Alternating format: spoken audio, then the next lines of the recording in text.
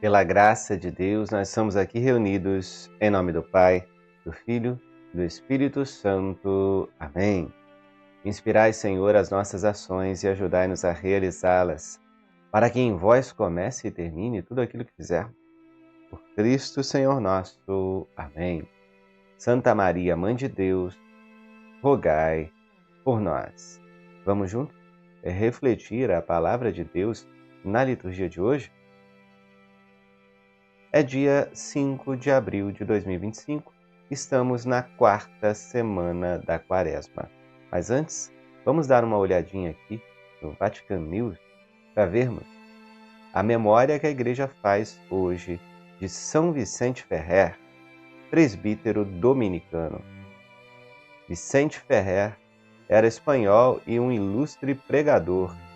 Não por acaso era dominicano. Durante o grande cisma do Ocidente, iniciado em 1378, trabalhou com afinco pela unidade da Igreja e pela restauração dos bons costumes. Falecendo durante uma viagem, foi canonizado pelo Papa Calixto III em 1458. São Vicente Ferrer, rogai por nós.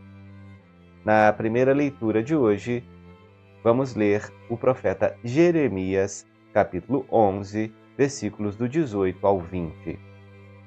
Senhor, avisaste-me e eu entendi. Fizeste-me saber as intrigas deles. Eu era como um manso cordeiro levado ao sacrifício e não sabia que tramavam contra mim. Vamos cortar a árvore em toda a sua força, eliminá-lo do mundo dos vivos, para seu nome não ser mais lembrado. E tu, Senhor dos exércitos, que julgas com justiça e perscrutas os afetos do coração, concede que eu veja a vingança que tomarás contra eles, pois eu te confiei a minha causa. Palavra do Senhor. Graças a Deus. Meus amados, vamos entender o contexto. Profeta Jeremias, assim como todos os profetas, foi muito perseguido. Quem fala a verdade é duramente perseguido. Muitos profetas foram mortos por causa da verdade. Aqui, ao sofrer a perseguição, o profeta apresenta sua súplica diante de Deus com palavras que saem inspiradas e apontam totalmente para nosso Senhor Jesus Cristo. Embora o profeta, com o coração angustiado, falasse da sua existência, essas palavras apontam completamente e perfeitamente para o cordeiro sem mancha imolado, aquele cordeiro que não reclamou, aquele que não ofereceu resistência e foi mansamente conduzido ao matadouro, conduzido à cruz. É nosso Senhor Jesus Cristo. Essa profecia fala claramente do justo perseguido, que é Jesus, e encontra eco em todas as pessoas justas perseguidas de todos os tempos. Assim como Jesus, o justo perseguido, o servo sofredor, que morreu pela verdade, e ele é a própria verdade, aponta para este caminho, a verdade, a vida. Ele é o próprio caminho, a verdade, a vida. As pessoas que vivem e morrem em Jesus Cristo apontam para Ele, mostram esse caminho, mostram essa verdade, mostram essa vida que vem dele. Quem sofre por causa da verdade vai encontrá-la. Quem vive e morre em vista da verdade vai possuí-la eternamente no céu. Porque a justiça de Deus, ela é implacável. Ela não é uma vingança, mas é uma recompensa, uma paga, um salário de todas as atitudes das pessoas aqui na Terra.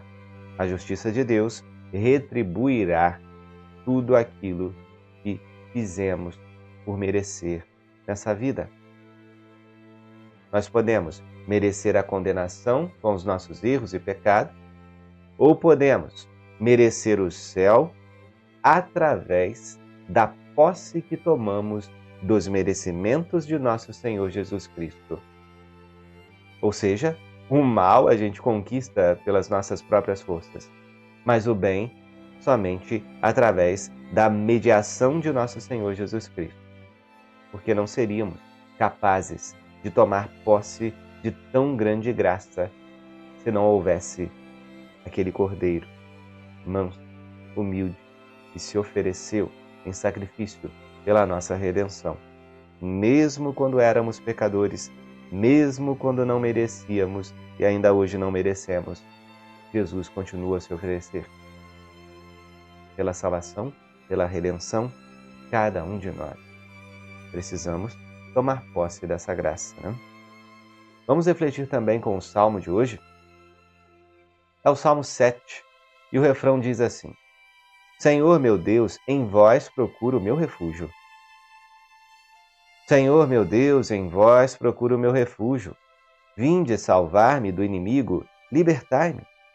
Não aconteça que agarrem minha vida, como um leão que despedaça sua presa, sem que ninguém venha salvar-me e libertar-me. Julgai-me, Senhor Deus, como eu mereço, e segundo a inocência que há em mim. Ponde um fim à iniquidade dos perversos, e confirmai o vosso justo, ó Deus Justiça. Vós que sondais os nossos rins e corações.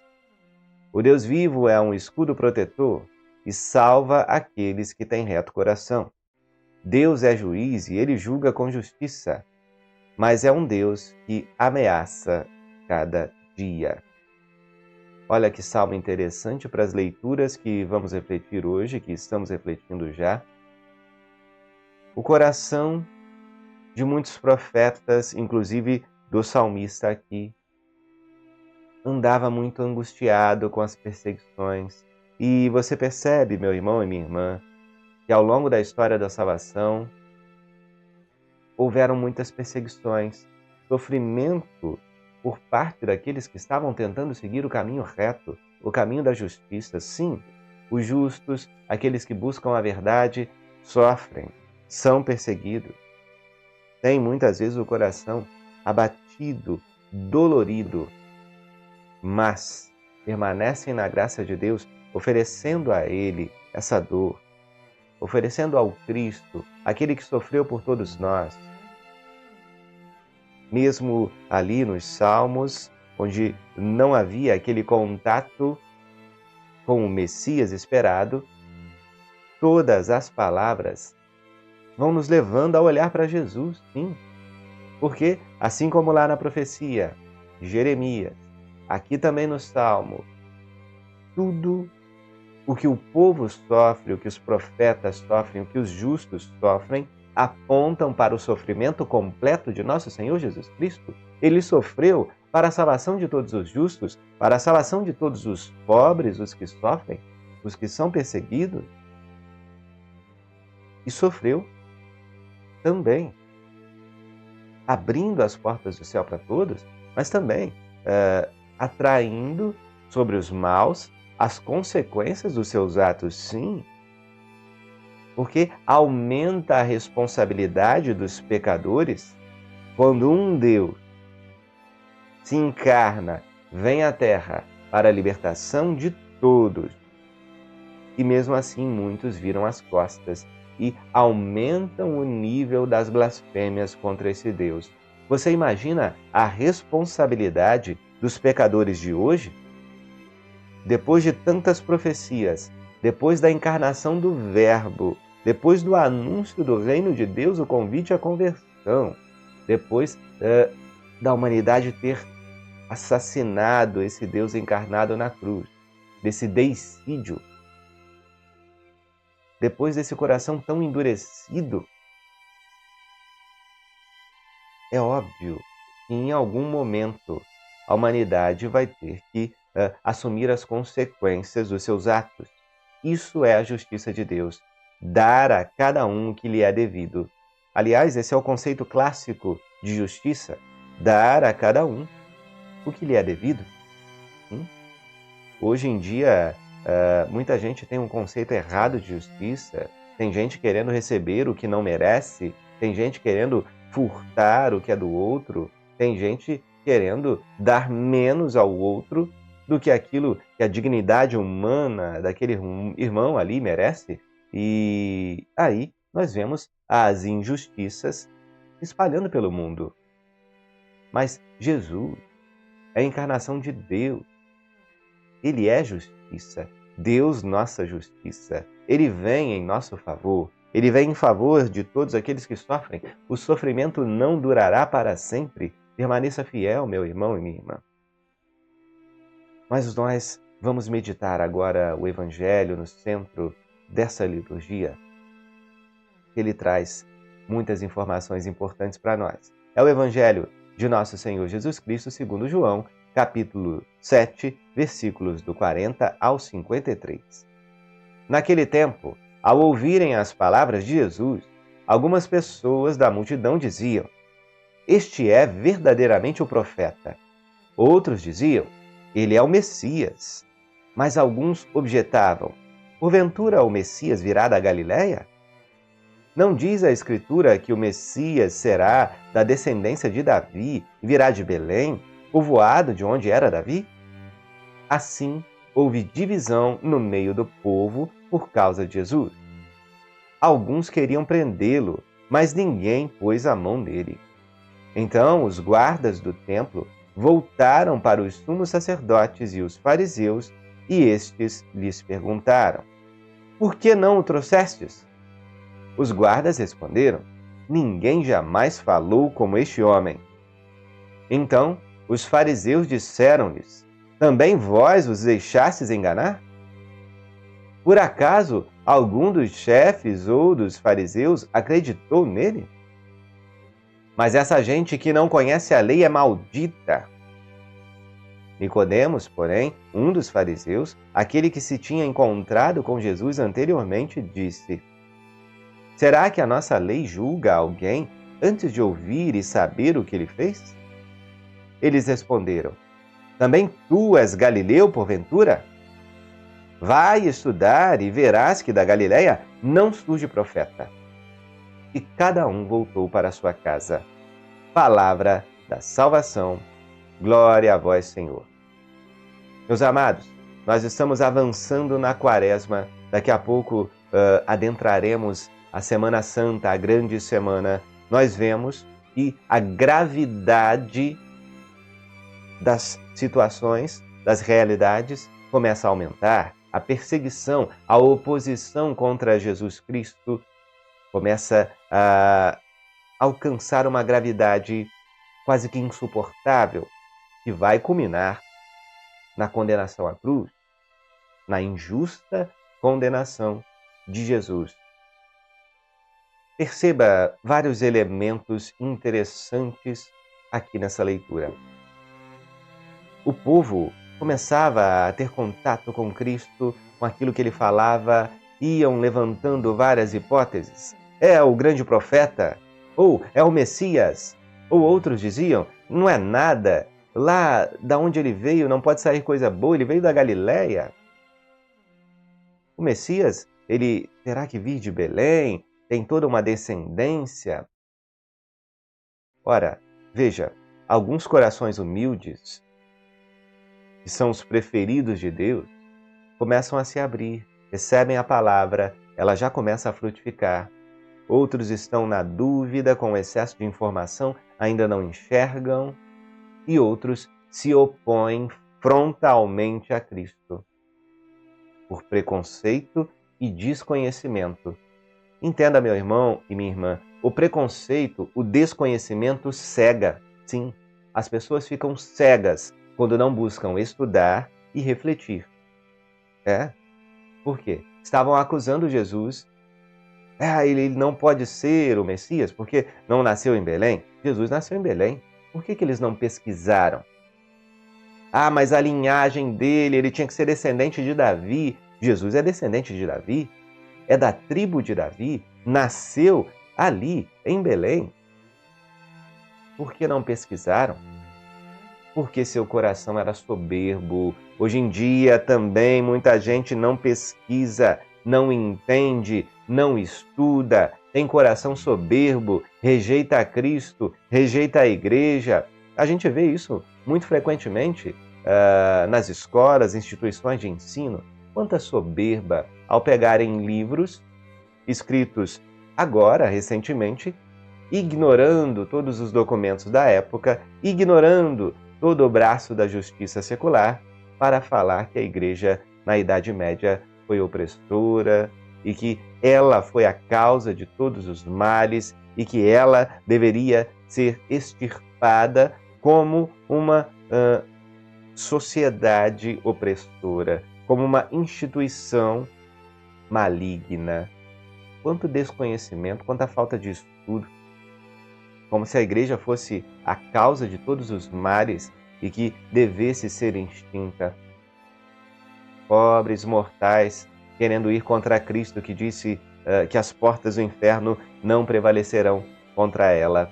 Isso é só um exemplo dos desconhecimentos atuais que deixam maior parte da sociedade na cegueira sobre Cristo, sobre sua igreja, sobre a fé.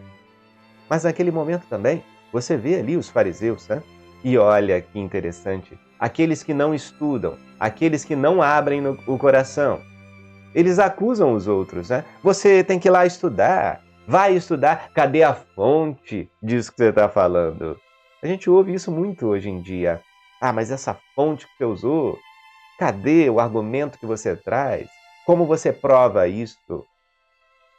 Como se a gente tivesse que provar a existência de Deus, como se a gente tivesse que provar a fé.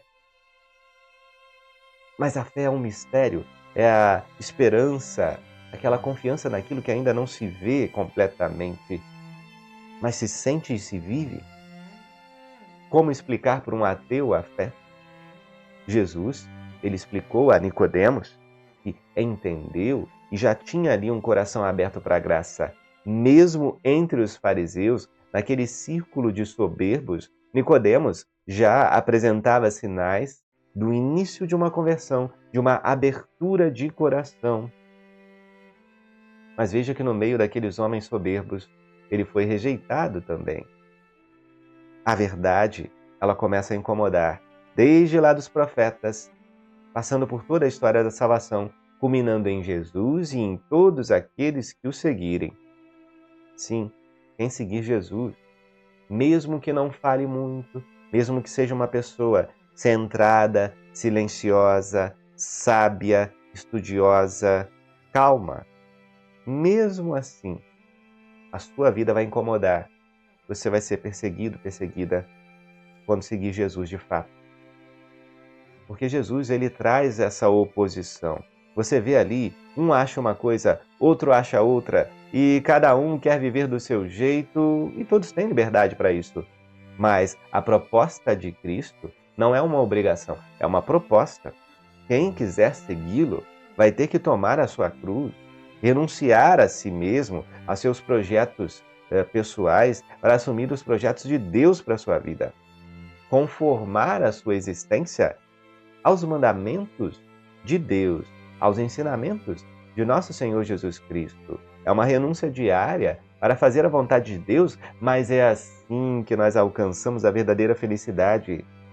E essa felicidade em Cristo, ela incomoda a falsa felicidade baseada no materialismo, numa luta de classes, na frieza ateia deste mundo afundado na idolatria.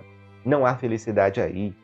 E quanto mais as pessoas percebem que não são felizes nos vícios, nos prazeres desordenados, mais elas sentem raiva daqueles que são felizes com pouco, daqueles que são mansos, serenos, humildes, que estão ali criando a sua família numerosa, que estão ali rezando o seu texto, que olham para o céu, percebem a grandeza, percebem a grandiosidade desse Deus maravilhoso, mergulham na sua graça e mesmo diante da tempestade, mesmo na solidão, Te louvo, é verdade, meu Senhor, porque eu sei que estás aqui, conduzindo todo o curso da história, porque eu sei que tudo concorre para o bem daqueles que o amam, porque eu vejo a história de nosso Senhor Jesus Cristo e eu sei que a igreja vai passar também por um calvário, todos os membros dela também, e que nós, seguidores de Cristo, passaremos pelo nosso calvário particular.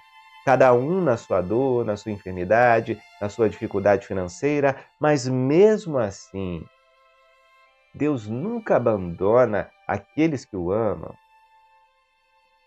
Nós vamos adentrar a Semana Santa, passaremos pela cruz, mas com Cristo, um dia ressuscitaremos para a glória eterna, numa Páscoa que não terá mais fim.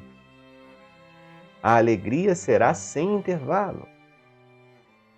Mas aqueles que não optarem livremente por seguirem a Jesus, porque são livres para escolher, livremente caminharão numa outra direção, para um outro lugar. Quem quiser se aprofundar no estudo disto, deste lugar, quem quiser começar a já prová-lo aqui na Terra, tem várias opções. De muitas seitas que idolatram falsos deuses, que até cultuam o próprio Satanás. Eles são livres, todos livres, para escolher o mal, para se contaminar, para assumir as consequências dos seus erros, para fazerem parte da estatística de possessões demoníacas, que está cada vez aumentando, porque as pessoas estão se abrindo, fazendo rituais e desejando o mal, e invocando o mal, e vendendo a sua alma. Cada vez mais tem gente fazendo isso. É uma opção. Nas músicas, nas novelas, naquilo que você faz para invocar o inimigo de Deus. É uma opção. Você é livre para fazê-lo. Mas diante disso, a oposição a este mal é o Cristo que traz a divisão, que separa aqueles que querem segui-lo daqueles que querem seguir o mundo, a carne e o demônio. E quem seguir a Cristo vai alcançar a felicidade sem ocaso.